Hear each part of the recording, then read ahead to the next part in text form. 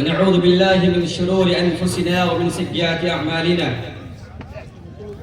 من يهده الله فلا مضل له ومن يضلل فلا هادي له أشهد أن لا إله إلا الله وحده لا شريك له وأشهد أن محمدا عبده ورسوله أما بعد فإن خير الحديث كتاب الله وخير الهدي هدي محمد صلى الله عليه وسلم وشر الأمور محدثاتها وكل محدثة بدعة وكل بدعة ضلالة وكل ضلالة في النار. أعوذ بالله من الشيطان الرجيم. بسم الله الرحمن الرحيم. إن الصلاة كانت على المؤمنين كتابا موقوتا. وقال الله تبارك وتعالى في مقام آخر: إن الصلاة تنهى عن الفحشاء والمنكر. محترم جناب صدر، ناظم اجلاس اور پنڈال میں بیٹھے ہوئے سامعین و سامعات، میں نے قرآن مقدس کی 2 آیتیں تلاوت کی ہے. اس مناسبت سے میری گفتگو کا موضوع ہے نماز عطائے ربانی. اللہ پاک پروردگار عالم سے دعا کرتا ہوں کہ اللہ تبارک و تعالی ہمیں سننے کے ساتھ ساتھ عمل کرنے کی بھی توفیق عطا فرمائے. سامعین کرام، نماز مومن کی آنکھوں کا نور، دل کا سرور، قلب و جگر کی طمانینت اور روح کی جنت. انسانیت پر رب کائنات کی نعمتوں کی کوئی حد اور حساب و شمار نہیں. وَإِن تَعُدُّوا نِعْمَةَ اللَّهِ لَا تُحْصُوهَا. مگر مومنوں پر پروردگار کی سب سے بڑی کرم فرمائی، سب سے بڑی عنایت اور سب سے قیمتی عطا و بخشش نماز. نماز کی عظمت و اہمیت کا بیان نہ کسی سے ہو سکا ہے اور نہ ہو سکے گا. قرآن کے سپاروں میں، حدیث و سنت کے گلزار میں، انبیاء رسول علیہم السلام کی حیات تابندہ میں نماز کے ایسے جواہر، ایسے مہکتے پھول اور ایسی گلبشانی ملتی ہے کہ انسانی ذہن و دماغ دم بخود رہ جاتا ہے. چاروں طرف حیرانگی کا نظارہ ہوتا ہے. اب دیکھیں کہ اللہ تبارک و تعالی نے توحید و رسالت کے اقرار کا حکم اسی زمین پر دیا. زکوٰۃ کی فرضیت اسی زمین پر نافذ کی گئی. حج کا انعام بھی اسی زمین پر دیا گیا. ماہ رمضان کے روزوں کے احکام، روزوں کی فرضیت اور احکام و فرامین کا گلدستہ ہم انسانوں کے ہاتھوں اسی زمین پر تھمایا گیا. مگر جب باری آئی نماز کی فرضیت کی تو رب کائنات نے چاہا کہ وہ اپنی قربت کے عظیم ترین وسیلہ و ذریعہ کو اپنے عاجز و بے بس انسانوں کو عطا کرے. تو رب کریم نے اپنے حبیب جناب محمد رسول اللہ صلی اللہ علیہ وسلم کو مہمان کی صورت میں عرش اعظم کے بالکل قریب و پاس بلا بھیجا. وہ اہتمام انتظام ہوا کہ فرشتوں کی آنکھیں بھی پھٹی کی پھٹی رہ گئی. صرف 2 کمان کا فاصلہ خالق و محبوب کے درمیان باقی رہا. اتنے میں خالق نے اپنی مخلوق کے لیے 5 گانا نمازوں کی فرضیت کا اعلان کر دیا اور فرمایا کہ نماز تو میرے بندے 5 وقت کی ادا کریں گے، لیکن میں اپنے بندوں کو 50 وقتوں کی نمازوں کا ثواب عطا کروں گا. میرے بھائیوں، یہ ہے اس نماز کی عظمت. اور یہ عظمت نہ کسی عیسائیوں کے نصیب میں آئی، نہ یہودیوں کے نصیب میں آئی، اور نہ صحف ابراہیم میں اللہ تبارک و تعالیٰ کی ایسی کرم فرمائی کا کوئی اعلان ہوا، اور نہ تورات کے صفحات میں اللہ رب العالمین کی شان کبریائی کا ایسا کوئی چلکتا جام نظر آیا. مگر قربان جاؤ رب کریم کی شان کرامت پر کہ جس سے پوری تاریخ انسان محروم رہی. مگر ہمیں اور ہم جیسے عاصیوں، گنہگاروں، نافرمانوں کو نماز جیسی عظیم عبادت و ریاضت کا تحفہ 7 آسمان کے اوپر سے نواز دیا، مگر افسوس کہ ہم نے اس عظمت، اس رحمت، اس برکت اور اس عطا و بخشش کی قدر نہ جانی، اور رب کریم کی قربت کی عظیم ترین وسیلے و ذریعہ کو اپنی غفلت، سستی اور کوتاہی کی چادر سے ڈھانک کر رکھ دیا۔ ہم بھول گئے کہ ہمارے نبی جناب محمد رسول اللہ صلی اللہ علیہ وسلم نے اپنے آخری وقت میں جن 2 باتوں کی وصیت کی تھی ان میں ایک نماز کی وصیت تھی۔ ہم بھول گئے کہ ہمارے نبی جناب محمد رسول اللہ صلی اللہ علیہ وسلم کا دل جب پریشان ہوتا تھا، آپ کے دل میں بے چینی کی پریشانی کی فضا چھا جاتی تھی، تو آپ علیہ الصلوۃ والسلام حضرت بلال رضی اللہ تعالی عنہ کو یہ حکم دیتے تھے کہ ارحنا یا بلال، اے بلال نماز کے ذریعے میرے دل کو سکون و اطمینان عطا کرو، اے بلال صلاۃ کے ذریعے میرے دل کو سکون و اطمینان کی چادر عطا کرو۔ معلوم یہ ہوا کہ اللہ کے پیارے نبی جناب محمد رسول اللہ صلی اللہ علیہ وسلم کے مردہ بے چین دل کو سکون و اطمینان، چین و قرار، تب و تاب اور مسرت و شادمانی اسی نماز سے ملا کرتی تھی۔ اور آج ہمارا یہ حال ہے کہ ہمیں جب کوئی پریشانی پہنچتی ہے، ہمیں جب کوئی غم لاحق ہوتا ہے تو ہم گانے سننے لگتے ہیں، شراب پینے لگتے ہیں اور نہ جانے کیا کیا اعمال کرنے لگتے ہیں، اور ہم سوچتے ہیں کہ ان چیزوں کے ذریعے ہمارے دل کو سکون حاصل ہوگا۔ یاد رکھنا، اگر سکون حاصل کرنا چاہتے ہو، اپنے دل کو سکون و اطمینان پہنچانا چاہتے ہو تو مسجد کا رخ کرو، 2 رکعت نماز پڑھ کے سجدے میں جا کر اللہ تبارک و تعالیٰ سے دعا کرو، اس کے ذریعے تمہارے دل کو سکون ملے گا۔ اگر تمہارے بے چین دل کو سکون پہنچانا چاہتے ہو تو کثرت سے اللہ تبارک و تعالیٰ کو یاد کرو، کیونکہ اللہ تبارک و تعالیٰ نے قرآن حکیم کے اندر 2 ٹوک الفاظ میں بیان کر دیا۔ یاد رکھنا مسلمانوں، الا بذکر اللہ تطمئن القلوب، اگر تم دل کو سکون پہنچانا چاہتے ہو تو یاد رکھنا تمہارے دل کو سکون اطمینان صرف اور صرف نماز، اللہ کے ذکر سے حاصل ہوگا۔ معلوم کیا ہوا کہ ذکر، اللہ کے ذکر سے ہمارے دل کو سکون اطمینان حاصل ہوتا ہے، اور اللہ تبارک و تعالیٰ نے ذکر و اذکار کو نماز کے ساتھ جوڑ کر فرمایا وَأَقِمِ الصَّلَاةَ لِذِكْرِي، وَأَقِمِ الصَّلَاةَ لِذِكْرِي، کہ میرے ذکر کے لیے نماز ادا کرو۔ معلوم یہ ہوا کہ اللہ تبارک و تعالیٰ کے لیے ذکر کرنا، نماز بھی اس کے لیے ضروری ہے۔ تو میرے بھائیوں، اللہ تبارک و تعالیٰ کو یاد رکھنا چاہتے ہو اور اپنے دل کو سکون اطمینان پہنچانا چاہتے ہو تو آج ہی سے نماز کی پابندی کر دو، آج ہی سے نماز کی پابندی کر دو۔ اور یاد رکھنا کہ اللہ کے نبی جناب محمد رسول اللہ صلی اللہ علیہ وسلم کے دل کو سکون اطمینان اسی نماز سے حاصل ہوا کرتا تھا۔ میرے بھائیوں، اسی طرح اللہ کے نبی جناب محمد رسول اللہ صلی اللہ علیہ وسلم کی نماز سے محبت کا یہ حال تھا کہ آپ علیہ السلام نماز میں اتنا لمبا قیام کرتے تھے، اتنا لمبا قیام کرتے تھے کہ آپ علیہ السلام کے مقدس پیر سوج جایا کرتے تھے۔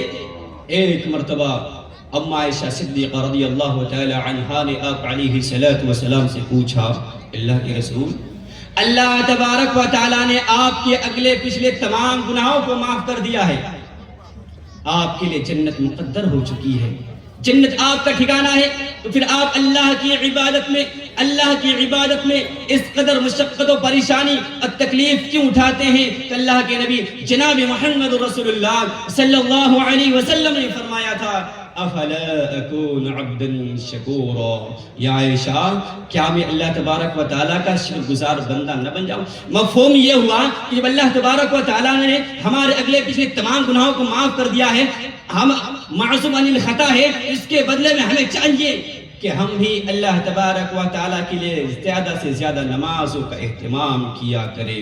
میرے بھائیوں، یاد رکھنا نماز بہت عبادت ہے، نماز وہ ہم عبادت ہے جس کی ادائیگی کا حکم اللہ تبارک و تعالیٰ نے پورے کلام مقدس کے اندر 286 آیتوں کے اندر دیا ہے، اور اللہ کے پیارے نبی جناب محمد رسول اللہ صلی اللہ علیہ وسلم نے اپنی انگنت احادیث میں نماز کی تلقین فرمائی ہے۔ اگر یہ نماز اتنی ہم عبادت نہ ہوتی تو سورۃ البقرہ آیت نمبر 3 میں نماز کو اچھے سچے نیک بندوں کی 6 خصوصیات حرکات میں سے ایک قرار کیوں دیا جاتا؟ سورۃ البقرہ آیت نمبر 43 میں وَأَقِيمُوا الصَّلَاةَ وَآتُوا الزَّكَاةَ وَأَقِيمُوا الصَّلَاةَ وَآتُوا الزَّكَاةَ وَارْكَعُوا مَعَ الرَّاكِعِينَ کہہ کر نماز کا واجبی حکم کیوں دیا جاتا؟ سورۃ البقرہ آیت نمبر 45 میں وَاسْتَعِينُوا بِالصَّبْرِ وَالصَّلَاةِ کے ذریعے اللہ کی مدد اور نصرت کو نماز اور صبر کے ساتھ کیوں جوڑا جاتا؟ میرے بھائیوں، دنیا کی صورتحال سے آپ اچھی طرح واقف ہیں کہ دنیا اپنی تمام تر وسعت و کشادگی کے باوجود ہم مسلمانوں پر تنگ ہو گئی ہے، اور اتنی تنگ ہو گئی ہے کہ ہمارے لیے سانس لینا بھی دشوار ہو گیا ہے۔ آج دیکھیے ہماری مسجدیں محفوظ نہیں، ہمارے مدارس کو بند کرنے کی باتیں ہوتی ہیں، ہمارے گھروں کو توڑا جاتا ہے، ہمارے مسلم قوم کے نوجوانوں کو پکڑا جاتا ہے اور جے شری رام کے نعرے لگانے پر مجبور کیا جاتا ہے، اور نہ لگانے پر موت کے گھاٹ ہمیشہ کے اتار دیا جاتا ہے۔ تو میرے بھائیوں، ایسی صورت میں ہم جس چیز کی سب سے زیادہ ضرورت ہے وہ ہے اللہ تبارک و تعالیٰ کی مدد اور نصرت، اور یاد رکھنا کہ اللہ کی مدد اور نصرت صرف اور صرف نماز ہی سے حاصل ہو سکتی ہے۔ اگر یہ نماز اتنی اہم عبادت نہ ہوتی تو سورۃ البقرہ آیت نمبر 110 میں وَأَقِيمُوا الصَّلَاةَ وَآتُوا الزَّكَاةَ وَمَا تُقَدِّمُوا لِأَنفُسِكُم مِّن خَيْرٍ تَجِدُوهُ عِندَ اللَّهِ فرما کر نماز کو ذخیرہ آخرت قرار کیوں دیا جاتا؟ سورۃ البقرہ آیت نمبر 153 میں یا ایھا الذین آمنوا استعینوا بالصبر والصلاۃ کی صدا کیوں لگائی جاتی؟ سورۃ البقرہ آیت نمبر 177 میں آیت نمبر 177 میں وَأَقَامُوا الصَّلَاةَ وَآتَوُا الزَّكَاةَ وَالْمُوفُونَ بِعَهْدِهِمْ إِذَا عَاهَدُوا کا ارشاد ربانی یہ کیوں کر سناتا کہ جو بندہ نماز پڑھتا ہے، نمازوں کا اہتمام کرتا ہے، نماز کو پابندی کے ساتھ ادا کرتا ہے، زکوٰۃ ادا کرتا ہے اور وعدہ کو پورا کرتا ہے، وہ اللہ کے سچے اچھے اور نیک بندوں میں سے ایک ہے۔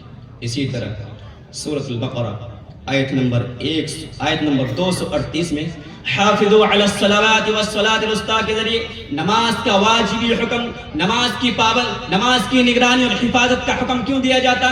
سورۃ البقرہ آیت نمبر 239 میں فَإِنْ خِفْتُمْ فَرِجَالًا أَوْ رُكْبَانًا کے ذریعے یہ حکم کیوں دیا جاتا کہ اگر تمہیں ڈر ہو، تمہیں اندیشہ ہو تو چلتے ہوئے، سواریوں میں سوار ہو کر بھاگتے ہوئے بھی نماز پڑھو جیسے انتہائی حکم کیوں دیا جاتا؟ اللہ کے بندو غور کرو کہ جب حالت جنگ میں بھی نماز معاف نہیں، چاروں طرف سے تیروں کی بارش ہو رہی ہو، بم و بارود کی بارش ہو رہی ہو، مسلمان کی جان کے لالے پڑے ہوئے ہو، مسلمان چاروں طرف سے دشمنوں کے گھیرے میں ہو، ایسی صورت میں بھی نماز معاف نہیں ہے، تو آپ گھر میں بیٹھے بیٹھے نماز چھوڑ کے کیا سوچتے ہیں کہ ہم سے نماز معاف ہو جائے گی؟ ہرگز نہیں، کبھی نماز معاف نہیں ہو سکتی۔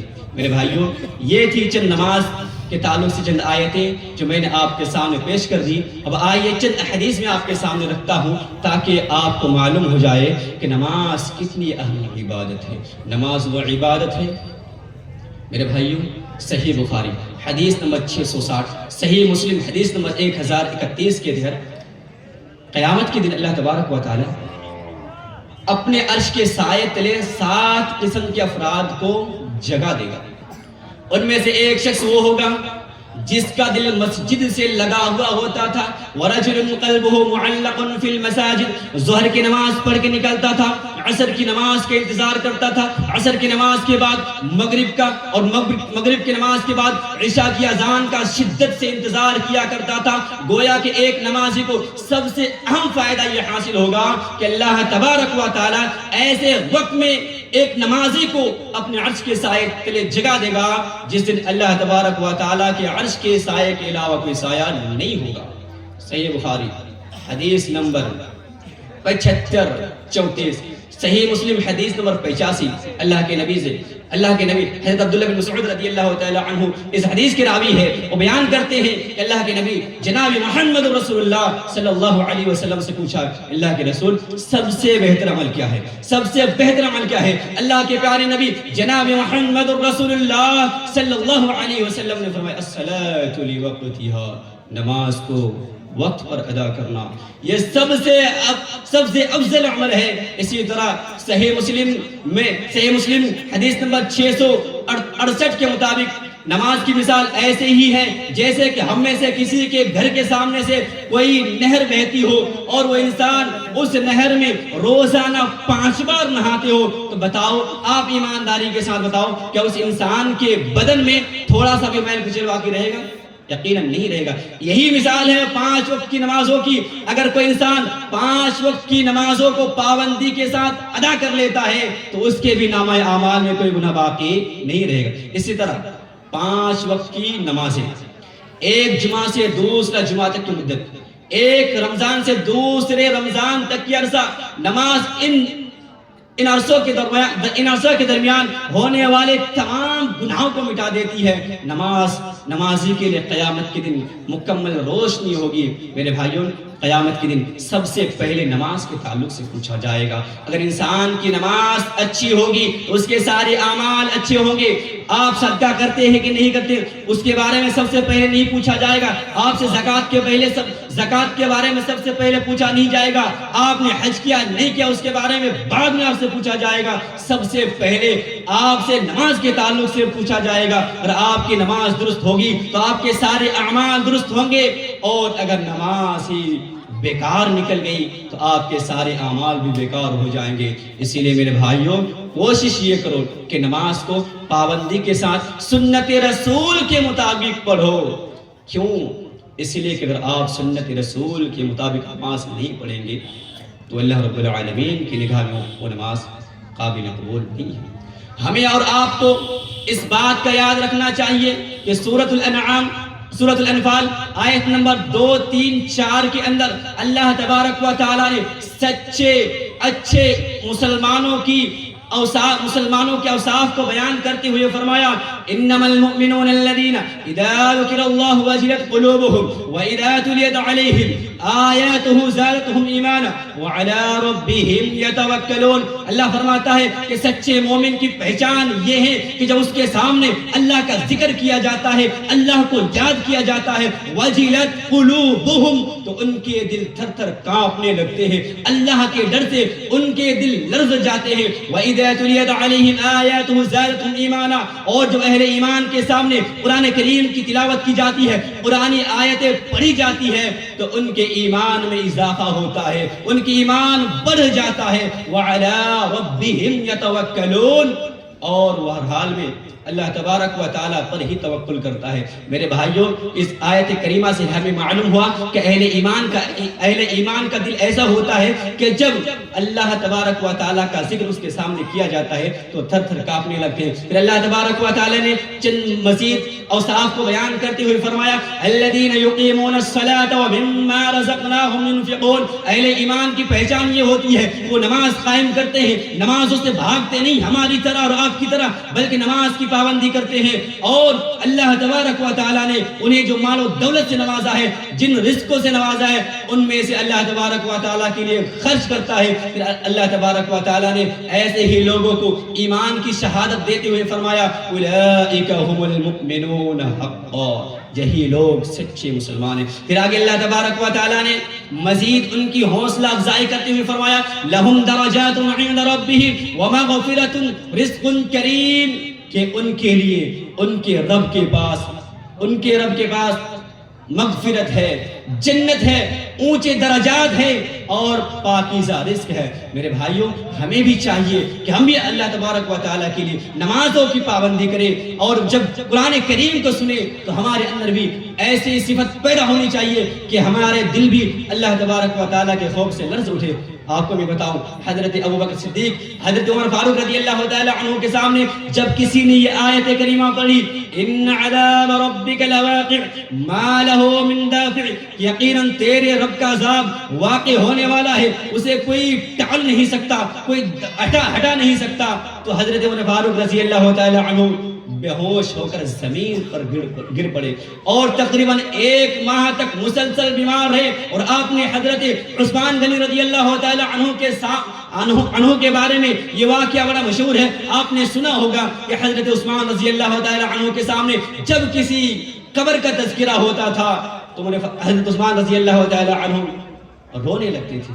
ان سے پوچھا گیا کہ آپ کے سامنے جنت و جہنم کا تذکرہ ہوتا ہے، میدان محشر کی ہولناکیوں کا بیان ہوتا ہے، آپ اس پر اس قدر نہیں روتے جتنا قبر کو دیکھ کر روتے ہیں۔ وہ بیان کرتے ہیں کہ اللہ کے رسول علیہ السلام نے فرمایا قبر آخرت کی منزلوں میں سب سے پہلی منزل ہے۔ اگر اس سے انسان کو نجات مل گئی، اگر پہلی منزل انسان کامیاب ہو گیا تو باقی کے جتنی بھی منزلیں ہیں ان تمام منزلوں میں انسان کامیاب ہو جائے گا اور ناکامی سے بچ جائے گا۔ اسی لیے میں قبر کو دیکھ کر زیادہ رویا کرتا ہوں۔ میرے بھائیوں، آج ہم بھی قبرستان جاتے ہیں، لیکن وہاں پہ جا کر بھی ہمارے دل میں قبر کے احساس پیدا نہیں ہوتا، ہم فکر آخرت کے بارے میں سوچتے نہیں ہیں۔ ہم قبرستان میں جا کر بھی دنیا کی باتیں کرتے ہیں، وہاں پہ جا کر بھی دانت کھلکھلا کر ہنستے رہتے ہیں اور دنیا کی فضولیات میں مشغول رہ جاتے ہیں۔ حالانکہ اللہ کے رسول جناب محمد رسول اللہ صلی اللہ علیہ وسلم نے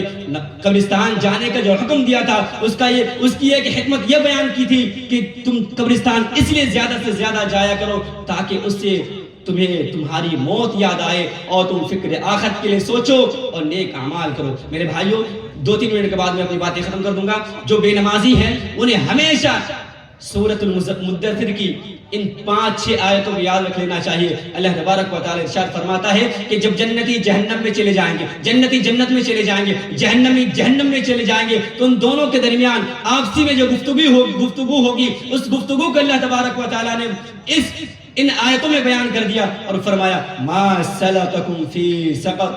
ایک جہنمی جب جہنم میں چلا جائے گا تو جنتی پوچھے گا ما سلککم فی سقر، تم نے کون سا ایسا جرم کیا تھا دنیا کے اندر جس کی پاداش میں تمہیں جہنم میں پھینک دیا گیا ہے۔ وہ کئی اسباب، کئی جرم بیان کریں گے، ان میں سے سب سے پہلا جرم یہ بیان کریں گے قالوا لم نکن من المصلین، ہم دنیا میں نمازی نہیں تھے، ہم مسجد کے دروازے پر بیٹھے ہوئے رہتے تھے، مسجد کے مینار سے آواز آتی تھی اللہ اکبر اللہ اکبر، تو ہم ایسے بھاگتے تھے جیسا شیطان بھاگتا ہے۔ تو اللہ تبارک و تعالیٰ نے ہمیں جہنم میں پھینک دیا۔ اس کے بعد دوسرا جرم یہ بیان کرے گا لم نکن نطعم المسکین، ہم مسکینوں کو کھانا نہیں کھلاتے تھے۔ اللہ تبارک و تعالیٰ نے ہمیں مال و دولت سے نوازا تھا، ہم خود پیٹ بھر کے کھاتے تھے، مگر ہمارے پڑوس میں ایک مساکین قسم کے لوگ رہا کرتے تھے، ہم انہیں کھانا نہیں کھلاتے تھے، تو اللہ تبارک و تعالیٰ نے ہمیں جہنم میں ڈال دیا۔